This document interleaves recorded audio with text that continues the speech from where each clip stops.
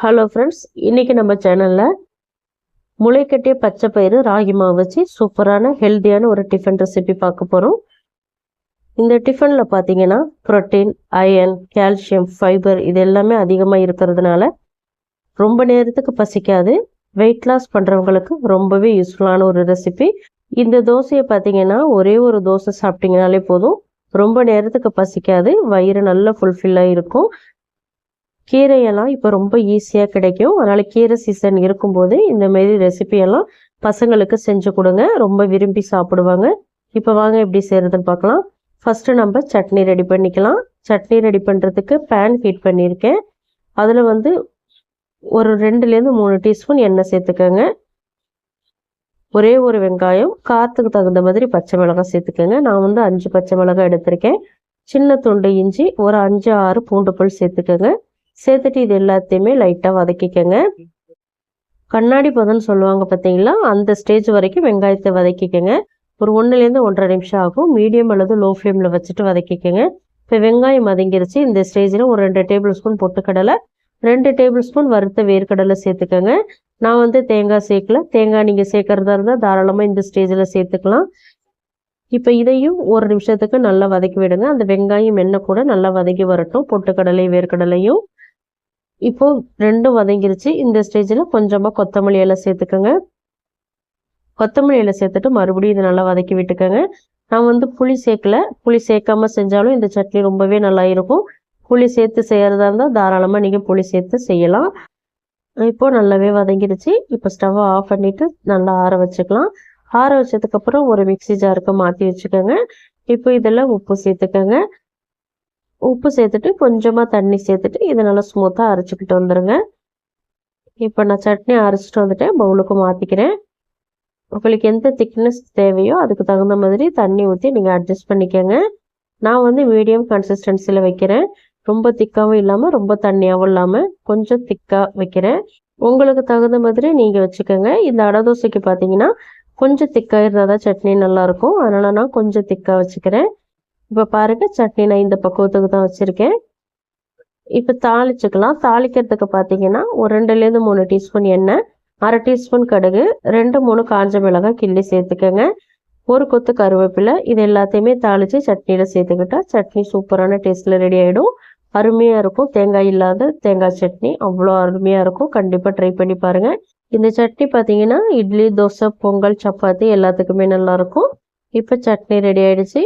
இன்னொரு சைடு பார்த்தீங்கன்னா மிக்சிங் பவுல் எடுத்திருக்கேன். அதில் மெஷரிங் கப்பால் 1.5 கப் ராகி மாவு எடுத்திருக்கேன். 1 கப் வெள்ளை ரவை எடுத்திருக்கேன். வறுத்த ரவை, வறுக்காத ரவை எது வேணாலும் எடுத்துக்கோங்க. 1.5 கப் தண்ணி சேர்த்துக்கோங்க. நான் எடுத்தது 2 கப் எடுத்தேன், ஆனால் சேர்த்தது 1.5 கப் தான் சேர்த்துருக்கேன். சேர்த்துட்டு நல்லா கலந்து விட்டுக்கோங்க. எனக்கு 1.5 கப் தண்ணியே போதுமானதாக இருந்தது. இப்போ தண்ணி சேர்த்துட்டேன். இப்போ கட்டி இல்லாமல் நல்லா கலந்து விட்டுக்கோங்க. ரவை அங்கங்கே கட்டி கட்டியாக இருக்கும். அது போல் இல்லாமல் நல்லா மிக்ஸ் பண்ணி விட்டுட்டு ஒரு 5 நிமிஷத்துக்கு ஊற வச்சுருங்க. இப்போ இன்னொரு மிக்ஸி ஜாரில் 1 கப் முளைக்கட்டிய பச்சை பயிறு எடுத்திருக்கேன். நல்ல முளை கட்டி இருக்க பாருங்கள். நான் கரெக்டாக 1 கப் எடுத்திருக்கேன். நீங்கள் அதிகமாக எடுக்கிறதா இருந்தாலும் தாராளமாக எடுத்துக்கலாம்.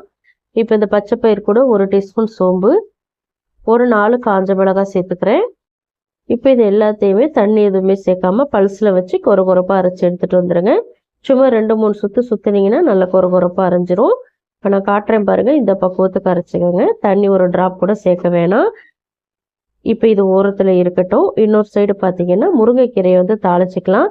தாளிக்கிறதுக்கு ஒரு 2லேருந்து 3 டீஸ்பூன் எண்ணெய் சேர்த்துக்கோங்க. எண்ணெய் ரொம்ப அதிகமாக சேர்க்க வேணாம், கம்மியாகவே சேர்த்துக்கோங்க. 1 டீஸ்பூன் கடுகு சேர்த்துக்கோங்க. கடுகு நல்லா புரிஞ்சதும் 1 டீஸ்பூன் உளுத்தம்பருப்பு, 1 டீஸ்பூன் கடலைப்பருப்பு. இது எல்லாத்தையுமே இப்போ நல்லா லோ ஃப்ளேமில் வச்சுட்டு செவக்க வறுத்துக்கோங்க. கருக விட்டுறக்கூடாது. இப்போ பருப்பு நல்லா செவந்து வந்ததுக்கப்புறம் 1 டீஸ்பூன் சீரகம் சேர்த்துக்கோங்க. பொடியாக நறுக்கின வெங்காயம் 2 வெங்காயம் சேர்த்துக்கோங்க. இப்போ இதையும் நல்லா வதக்கி விட்டுக்கோங்க. மீடியம் ஃப்ளேமில் வச்சுட்டு லைட் ரொம்ப நேரம் வதக்க தேவையில்லை, சும்மா கொஞ்சம் நேரத்துக்கு வதக்கினீங்கன்னா போதும். இப்போ வெங்காயத்தையும் நான் வதக்கிட்டேன். இந்த ஸ்டேஜில் க்ளீன் பண்ணி வச்சுருக்கிற முருங்கைக்கீரையை சேர்த்துக்கிறேன். நான் ஒரு 2லேருந்து 2.5 கைப்பிடி நிறைய எடுத்திருக்கேன். முருங்கைக்கீரையை சேர்த்ததுக்கப்புறம் ஸ்டவ்வை ஹை ஃப்ளேமில் வச்சுட்டு நல்லா வதக்கி விடுங்க. அந்த கீரையில் இருக்கிற தண்ணியெல்லாம் நல்லா ட்ரை ஆகணும். அதனால் ஹை ஃப்ளேமில் வச்சுட்டு வதக்கி விட்டுக்கோங்க. அதே போல் கீரை வந்து ரொம்ப ஓவர் குக் ஆகிடக்கூடாது. இப்போ உப்பு சேர்த்துக்கிறேன். இந்த கீரை வெங்காயத்துக்கு மட்டும் தான் உப்பு சேர்த்துருக்கேன். மாவுக்கெல்லாம் சேர்த்து உப்பு சேர்க்கல.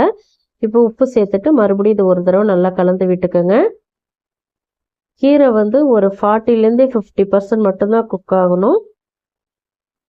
இப்போ கொஞ்சமாக கொத்தமல்லி இலை சேர்த்துக்கிறேன். கொத்தமல்லி இலை சேர்த்துட்டு மறுபடியும் இதை கலந்து விட்டுட்டு ஸ்டவ்வை ஆஃப் பண்ணி விட்டுருங்க. இது நல்லா ஆறி வரட்டும். இது நல்லா ஆறி வந்ததுக்கப்புறம் தான் மாவில் சேர்க்கணும். சூடோடு சேர்க்க வேணாம். இப்போ நல்லா ஆறட்டும். இந்த சைடு பார்த்தீங்கன்னா நம்ம ரவையும் ராகி மாவும் சேர்த்து வச்சுருந்தோம் பாருங்கள். இப்போ ரவை நல்லா ஊறி வந்திருக்கு. ஒரு தடவை நல்லா கலந்து விட்டுக்கலாம். முன்னாடி இருந்ததை விட இப்போ எவ்வளோ திக்காக இருக்குது பாருங்கள். இப்போது அரைச்சி வச்சுருந்தேன் அந்த பச்சை பயிரை இதில் சேர்த்துக்கிறேன். மாவு ரொம்ப திக்காக இருக்கிறதுனால கொஞ்சமாக நான் தண்ணி சேர்த்துக்கிறேன். தண்ணி சேர்த்துட்டு இதை நல்லா கலந்து விட்டுக்கோங்க. ரொம்ப சூப்பராக இருக்குங்க இந்த டிஃபனு. கண்டிப்பாக வீட்டில் ட்ரை பண்ணி பாருங்கள். அவ்வளோ சத்துக்கள் நிறைஞ்சது. பச்சை பயிரெல்லாம் நீங்கள் இப்படி செஞ்சு கொடுங்க. பசங்க ரொம்ப விரும்பி சாப்பிடுவாங்க. இப்போ நல்லா கலந்து விட்டுட்டேன். இந்த ஸ்டேஜில் பார்த்தீங்கன்னா நம்ம வதக்கி வச்சுருந்தா அந்த வெங்காயம் கீரை அதை எல்லாத்தையுமே சேர்த்துக்கலாம். நான் தேங்காய் துருவல் சேர்க்கல. நீங்கள் தேங்காய் துருவல் சேர்க்குறதா இருந்தால் இந்த ஸ்டேஜில் நீங்கள் சேர்த்துக்கோங்க. அதே போல் வெஜிடபிள்ஸ் கூட நீங்கள் ஆட் பண்ணிக்கலாம். கேரட் துருவல், உருளைக்கிழங்கு துருவல் அது போல் கூட நீங்கள் சேர்த்துக்கலாம். இப்போது மாவுக்கு தகுந்த உப்பு சேர்த்துருக்கேன். ஏற்கனவே கீரைக்கு நான் சேர்த்துட்டேன். இப்போ மாவுக்கு மட்டும் சேர்க்குறேன். ஒரு கொத்து கருவேப்பிலை சேர்த்துக்கிறேன். 1 டேபிள் ஸ்பூன் வெள்ளை எள்ளு சேர்த்துக்கிறேன். இப்போ இது எல்லாத்தையுமே நல்லா கலந்து விட்டுக்கலாம். ரொம்ப திக்காக இருந்ததுன்னா கொஞ்சமாக தண்ணி சேர்த்துட்டு அட்ஜஸ்ட் பண்ணிக்கோங்க. எனக்கு மாவு ரொம்ப திக்காக இருக்குது. அதனால் நான் கொஞ்சமாக தண்ணி சேர்த்துக்கிறேன். உங்களுக்கு லூஸாக இருந்ததுன்னா நீங்கள் தண்ணி சேர்க்க தேவையில்லை. அதே போல் பெருங்காயத்தூள் நான் சேர்க்கல. பெருங்காயத்தூள் சேர்க்கறதா இருந்தால் கூட நீங்கள் தாராளமாக சேர்த்துக்கலாம். இப்போ நல்லா மிக்ஸ் பண்ணிட்டேன். அவ்வளோதான், நமக்கு மாவு ரெடி ஆகிடுச்சு. இப்போ நம்ம தோசை ஊற்றிக்க வேண்டியது தான். வாரத்தில் ஒரு தடவை 2 தடவையாவது இது போல் டிஃபன் செஞ்சு கொடுங்க பிள்ளைகளுக்கு. இப்போ தோசைக்கல்லை நல்லா ஹீட் பண்ணி லோ ஃப்ளேமில் வச்சுக்கோங்க. லோ ஃப்ளேமில் வச்சுட்டு மாவு சேர்த்துட்டு மெலிசாக திரட்டி விட்டுக்கோங்க. ரொம்ப திக்காக திரட்ட வேணாம். ஓரளவுக்கு மெலிசாக திரட்டிக்கிட்டிங்கன்னா நமக்கு ஈஸியாக குக் ஆகி வரும். இப்போ பாருங்கள், நான் திரட்டி விட்டுட்டேன். இந்த பக்குவத்துக்கு திரட்டிக்கங்க. இதை விட மெலிசாக திரட்டுறதா இருந்தாலும் நீங்கள் தாராளமாக திரட்டிக்கலாம். அருமையாக வரும். இப்போ எண்ணெய் சேர்த்துக்கலாம். எண்ணெய் வந்து நான் ரிஃபைண்ட் ஆயில் தான் சேர்த்துருக்கேன். நீங்கள் வந்து நல்லெண்ணெய், கடலெண்ணெய் அது போல் கூட சேர்த்துக்கலாம். இப்போ பார்த்தீங்கன்னா அடியில் வெந்துருச்சு. திருப்பி போட்டு இன்னொரு சைடும் நல்லா குக் பண்ணிக்கலாம். மீடியம் அல்லது லோ ஃப்ளேமில் தான் குக் பண்ணணும். ஹை ஃப்ளேம்லலாம் வைக்காதீங்க. கீரையெல்லாம் ரொம்ப அருமையாக வெந்து வரும். பயப்படவே தேவையில்லை. அதே போல் மாவெல்லாம் நல்லா வெந்து வரும். ரவை ஊறி இருக்கிறதுனால ஈஸியாக குக் ஆகும். நல்லா சாஃப்டாக இருக்கும். அந்த கடலைப்பருப்பு, உளுத்தம் பருப்போடு சாப்பிடும்போது அவ்வளோ அருமையாக இருக்கும் இந்த தோசை. கண்டிப்பாக செஞ்சு பாருங்கள்.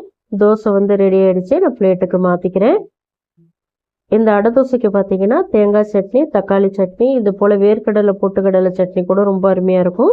அப்படி இல்லைன்னா நீங்கள் நாட்டு சர்க்கரை வச்சு பசங்களுக்கு கொடுங்க. ரொம்ப விரும்பி சாப்பிடுவாங்க. அவ்வளோ டேஸ்டியாக இருக்கும் நாட்டு சர்க்கரை வச்சு கொடுக்கும்போது. இந்த டிஃபன் ரெசிபி உங்களுக்கு கண்டிப்பாக பிடிச்சிருக்கும்னு நம்புகிறேன். பிடிச்சிருந்தால் லைக் பண்ணுங்கள். உங்கள் ஃப்ரெண்ட்ஸ் அண்ட் ஃபேமிலி மெம்பர்ஸ் எல்லாருக்குமே நிறைய ஷேர் பண்ணி விடுங்க. இது போல் இன்ட்ரெஸ்டிங்கான ரெசிபிஸ் தெரிஞ்சுக்கணும்னு நினச்சிங்கன்னா மறக்காமல் அனிதா டேஸ்ட்டுக்காரர் தமிழ் சேனலை சப்ஸ்கிரைப் பண்ணி ஃபாலோ பண்ணிக்கோங்க. தேங்க்ஸ் ஃபார் வாட்சிங் ஃப்ரெண்ட்ஸ். நாளைக்கு இன்னொரு இன்ட்ரெஸ்டிங்கான ரெசிபிஸோடு சந்திக்கிறேன். பாய்.